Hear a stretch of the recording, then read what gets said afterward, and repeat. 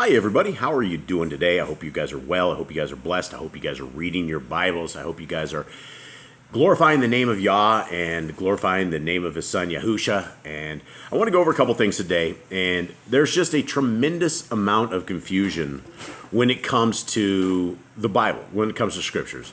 So we have 60-some thousand denominations of religion, and all of these different religions all have these man-made doctrines, and they all have different things, and they have things that are made up, and this is some truth. I want to spit you guys some truth. Right, the very thing you're looking right here at the top is you're looking at the Torah. Genesis, Exodus, Leviticus, Numbers, and Deuteronomy. Those are the 5 books of the Bible that are the inspired word of Yah. It is the inspired word of God. It is when he wrote down what he wanted for us, and he gave it to Moshe, and it is our laws, statutes, and commands. And there's a world that we live in right now where everybody has taken Brother Shaul, who never ever appeared in scriptures till the very end of it, and they've made him their God. And the Christians will vehemently deny that Paul is their God, as they have freed themselves from the laws of God, and they do whatever they want to do. Now, the first thing I want to show you guys is from Deuteronomy 4:2. Deuteronomy 4:2 is very, very, very clear. You shall not add unto the word which I command you, neither shall ye diminish aught from it, that ye may guard the commandments of Yahuwah Elohim, which I command you. So, if we don't take anything else, but we're at the end of Deuteronomy, which is our Torah, we don't know of anything else other than the Torah, which is our guide to life. That is how our Creator wants us to abide with him. It is how he wants us to love him. It is how he wants us to be obedient to him. And when we do this, it comes with blessings. Or when we don't do this, it comes with curses. Now, what I'd like to show you guys is this. This is what they call the Talmud. Now, if you guys notice, our scriptures are Genesis, Exodus, Leviticus, Numbers, Deuteronomy. Now, when you look at this mega set of books, this is what they call the oral Torah. And the oral Torah came outside of Deuteronomy, and is what all the Jews believe. They believe that the oral Torah is theirs, and they believe that the actual Torah, that Genesis, Exodus, Leviticus, Numbers, and Deuteronomy, have been replaced. They don't say it's been replaced, but what they do is they add all of this other doctrine in there to this. And when we read scriptures that Paul writes and things of that nature, this is the books that Brother Shaul was extremely educated in. In fact, he wasn't just a bottom of the tier Pharisee. He was the top of the line Pharisee. And Pharisees have much of this memorized. And when you have memorized much of this, then you basically take on a whole nother Elohim. You become your own Elohim, and you have added to and you've taken away from the word of our Creator. So when you are dealing with the Talmud, it is a Babylonian thing. And after the life of Moshe, supposedly all the other rabbis, and you're not supposed to call people rabbi, but all of these other rabbis went and they had their own doctrine, and they created it. And inside the Talmud, it's actually very evil when you read this. And there is a passage inside one of them, it's called the Sanhedrin, and I can't remember which one it is, but you can have sex with a child, a 3-year-old child, and it's okay. That's just the tip of the iceberg when you're dealing with this kind of evil doctrine. Now, another part of this evil doctrine is that they look down upon others as being, if you are not a Jew in keeping their Talmud and doing the stuff that they do, you are a goyim. It means you are lesser than a person. And in their Talmud, in this set of huge books, what you can do to a goyim is you can steal from them, you can pillage them, you can cheat them, you can do whatever you want to do because they are less than dogs, is what they believe. Now, this is kind of a problem when we are dealing with the writings of Brother Shaul, because we end up with things of Brother Shaul's that don't make any sense at all. And I'm going to show you this right here, because when we cruise over here to 1 Timothy and we look over at 1 Timothy 2, we end up with some very interesting things, and I will read this and then we will discuss it. Let's begin. In verse 8, I will therefore that men pray everywhere, lifting up holy hands without wrath and doubting. In like manner also, that women adorn themselves in modest apparel, with shamefacedness and sobriety, not with broided hair or gold or pearls or costly array, but which becomes women professing reverence for Yahuwah with good works. Let the women learn in silence with all subjection, but I suffer not a woman to teach, nor to usurp authority over a man, but to be in silence. Okay, so this is the writings of Brother Shaul. Somehow this got included into a 66 book of what we call the Bible today. The thing was, back in the day, they never had they had scrolls, right? If you wanted to see a Torah scroll, you would go see the Torah scroll. There was never a book. There was never a Bible. There was never anything of this nature. And here is the problem. There is no such command either in any of these where it says that women must adorn themselves in modest apparel. We don't have commands like that. Should they do it? Absolutely, because we shouldn't uncover our nakedness. We need to be holy unto Yah. But it also says broided hair. It says doing your hair up. There's no such commandment anywhere that says women should not do up their hair. Now, what about let the women learn in silence and with all subjection? That is not a Torah command. There is no such command. And it also says he suffers not a woman to teach or to usurp authority over a man, but to be in silence. They shouldn't usurp authority over a man. A woman should be a man's helpmate. It's in a perfect relationship. A woman is the helper, and the man should have authority. You should have an alpha man that is able to take care of the family, and that's the way it should be. But it doesn't say that they need to be in silence. None of this. So when we're trying to figure this out, this is where the path that I went down. And this is where it gets kind of interesting, because this was the research that I found, and this was from some Jewish women's website. It's called Talmud Torah for Women. Now, this is the stuff in Deuteronomy 4:2 that we wouldn't bring in as doctrine. So what I am reading here is not doctrine, but I'm trying to help everyone understand how it is Brother Paul messed everything up the way he did. So the first part of it, this site, it looks fine, right? She's quoting Proverbs 3:18. And this is where things get a little odd, right? Right into here, this is what they believe, is that the women are lesser vessels, that women are pretty much just a weaker link, and that they should not be involved in anything. And this is where they are going to pull it up from. Right into something like this, right here. Joshua 1:8. Let's listen to this. Joshua 1:8. Let not this book of teaching cease from your lips, but recite it day and night, so that you may observe faithfully all that is written in it. Only then will you prosper in your way undertakings, and only then will you be successful. This Deuteronomy 6:7 says, impress them upon your children. Recite them when you stay at home and when you are away, when you lie down and when you get up.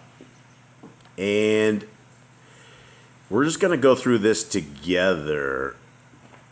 This is Deuteronomy 31:12. We're trying to figure out how did they end up with the laws that they have. And you have to read through their actual Talmud to figure this out. And Deuteronomy is the Torah. This is the real Torah. This is the real word of Yah. So gather the people, men, women, and children, and the strangers in your communities, that they may hear and do so to learn to revere the Lord your God and observe faithfully every teaching of the word. All right, so this is the first part that is not bad. Now, we get into stuff like this. Like right here, Tanya Leketi Miriam chapter 5, right? This is out of the Talmud, right? This is stuff that's very evil. It says, when a person understands and comprehends correctly and fully a halakha in the Mishnah or in the Talmud, his intellect grasps and encompasses it, and his intellect too becomes dressed by it at the same time. Behold, he comprehends and grasps and encompasses with his intellect the will and wisdom of the Holy One. So this doesn't sound bad, but this is outside of our Torah. Now, this is where it gets interesting, right? This is where they have twisted scriptures. This is where we have Deuteronomy 11:19, and you shall teach them to your sons to speak in them. And then in parentheses they said, and not to your daughters, right? So they believe the women are not to be trained up in this, which that is not Torah at all.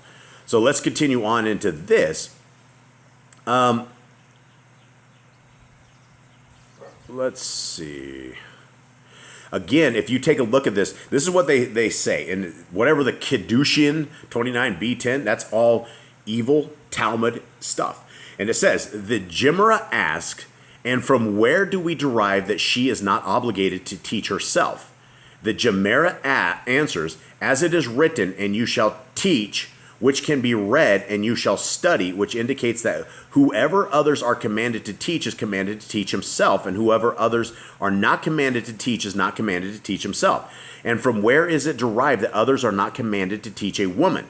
And then this is twisting scriptures out of the gate. And these verses state, and you shall teach them to your sons. And it says, it emphasizes your sons and not your daughters. It never says, and not your daughters, right? If you are a son or daughter, listen, this is very much twisting scriptures in all of this. Let's continue on in what they're saying here. So whatever this is, Mishnah Sotah 3:4, from here Ben Azai, and these are all rabbis, right? These are all Talmudic, Pharisaic, satanic people that keep this stuff, right? And so they're asking a man, what do you think of this? This is why we are going so far outside of the Torah, just to figure out why Paul wants his women silent. So here it is. From here, Ben Azai says, a man is obligated to teach his daughter Torah, for if she drinks as a suspected adulteress, she will know that the merit suspends it for her. Rabbi Eleazar says, whoever teaches his daughter Torah is considered as if he taught her tiflut, nonsense, right? So in this, you're not even supposed to teach your women Torah, right? This is so far out of Yah's will, it's sick. Let's go on to this next one. Sotah 21b2. What is the reason for Rabbi Eleazar's statement? It is as written, I, wisdom, dwell with cunning, which indicates that once wisdom enters in a person, cunning enters in with it. This is crazy. This is crazy talk that these guys, and this is why we do not go outside of our Torah, right? This is why that Paul believes that women should be silent, because he was raised in this. He was in fact, he says, I am a Pharisaic Jew. He doesn't say I was, he says I am in Acts.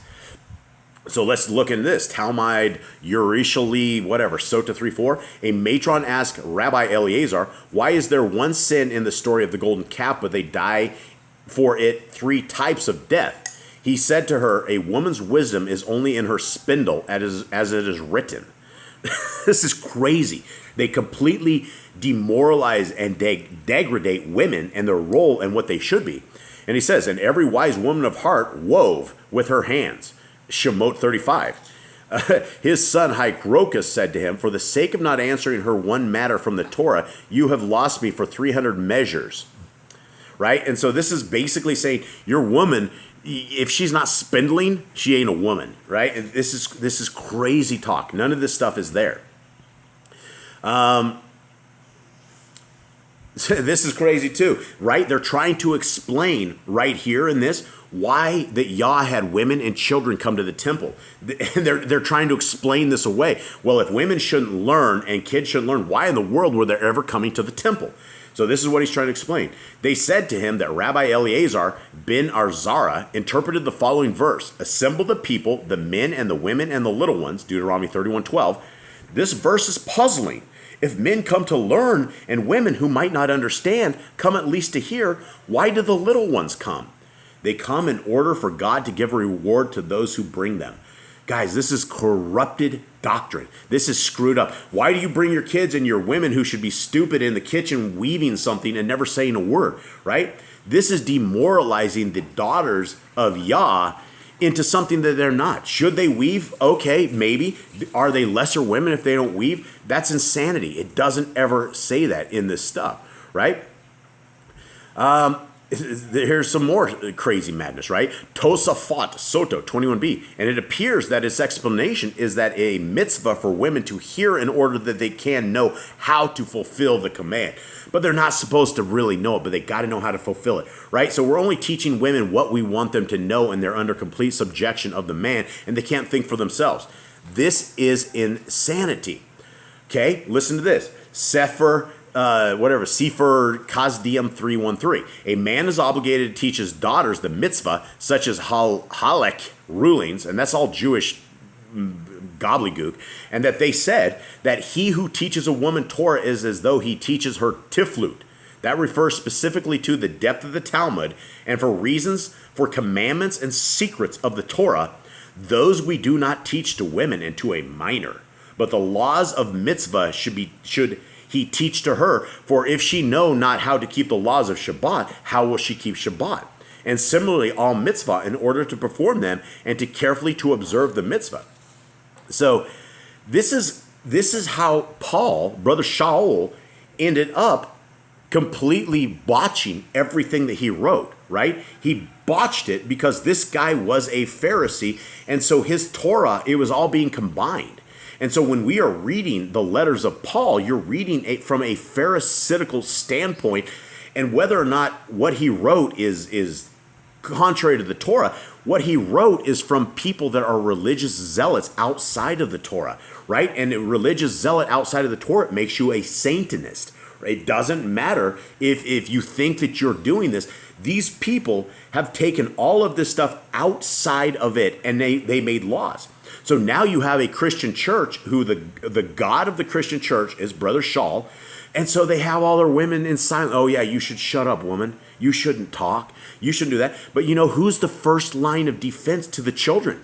Who raises the children from the break of day till nighttime? Who is with the children? It's not the man. It is not the man. If your woman does not know Torah, then you're dishonoring Yah, and you're dishonoring your family, and you're going to mess your children up. The fact that these people hold religion out over their women and do things of this nature is evil beyond evil. We are created as equals in the eyes of Yah. Women may be a helpmate to a man, but that does not make her any lesser than another child of the Most High. We are all children of the Most High, and we all deserve the kind of respect, and everybody should learn Torah. That's what it says, everybody. We need to write it on our doorposts and put it on our minds, hearts, souls. Our women should be talking about it. Our women should be teaching other women. Our women should be teaching the children. Our women should be out there pronouncing the name of Yah and Yahusha and be doing the same stuff that everybody else is doing. Why have we limited this, and why are we doing this over a Pharisaic Jew who wrote doctrine, right? And people are like, I've had long conversations with people over those last few days because they're like, oh, Paul didn't say this or Paul didn't say that. Paul said all of this.